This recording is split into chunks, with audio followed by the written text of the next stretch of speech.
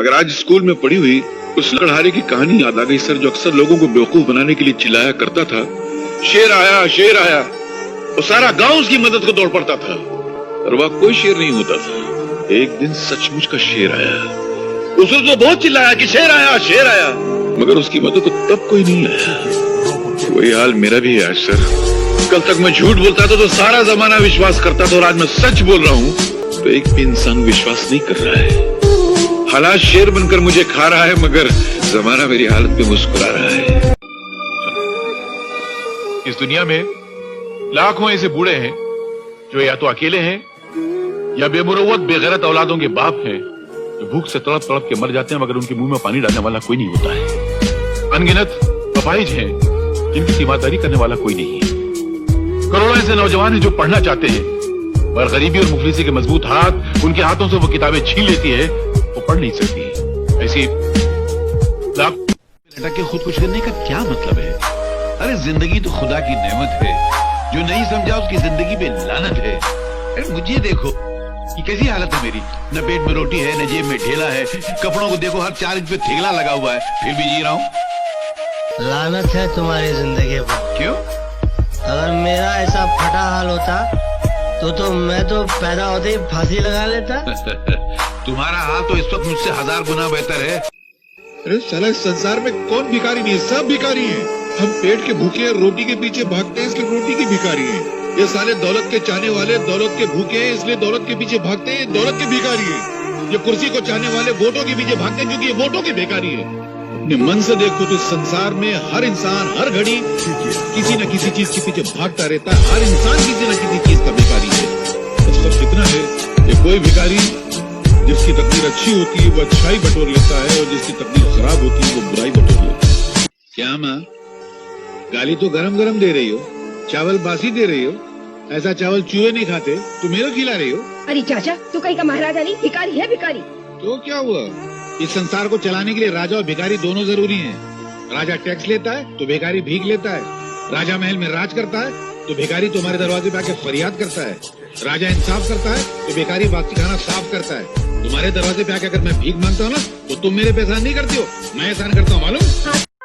एक अकेला दुख है जो चेहरे बदल बदल कर इंसान के सीने से चिमटा हुआ रहना चाहता है, मगर इंसान इतना बेवकूफ है कि उस वफादार दोस्त को ठुकरा कर बेवफा सुख की तलाश में भटकता रहता है।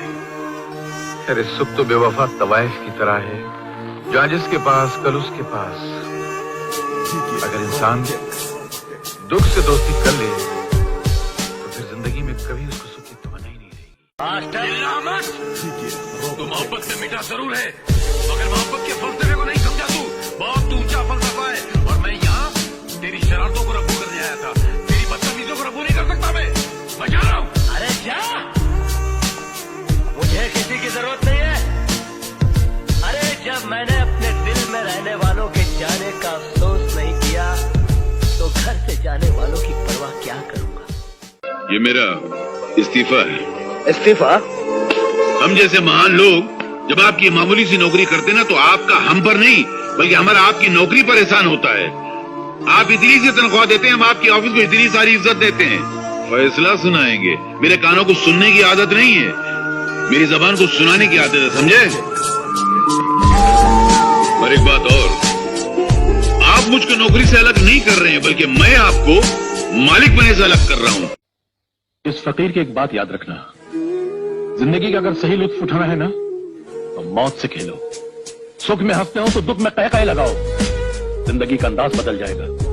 बेटे, जिंदा है वो लोग जो मौत से टकराते हैं, मुर्दों से बदतर है वो लोग जो मौत से घबराते हैं।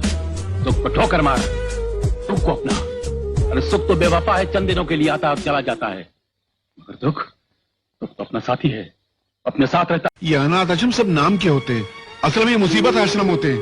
अनाथ आश्रम में जो बेचारे बच्चे पलते हैं वो भूख प्यास गरीबी जुल्म मार सहते सहते बड़े होते हैं, और जब बाहर निकलते हैं तो आदि मुजरिम बन चुके होते हैं। साहब, मैं तो कहता हूँ रुपये में 12 आना जो मुजरिम है वो सब अनाथ आश्रम की पैदावार है। इंस्पेक्टर साहब, आप अपनी इस वर्दी को हटाकर अपने खूबसूरत से दिल से सवाल कीजिए कि ये मासूम, ये छोटा फूल सा मासूम अनाथ आश्रम में पढ़ने के लायक है क्या? हम लोगों ने हिंदुस्तान की आजादी में खून इसलिए बहाया था कि भारत के भविष्य का बोझ उठाने वाले छोटे से मासूम कांधे अनाथ आश्रम में पलकर बड़ा होंगे?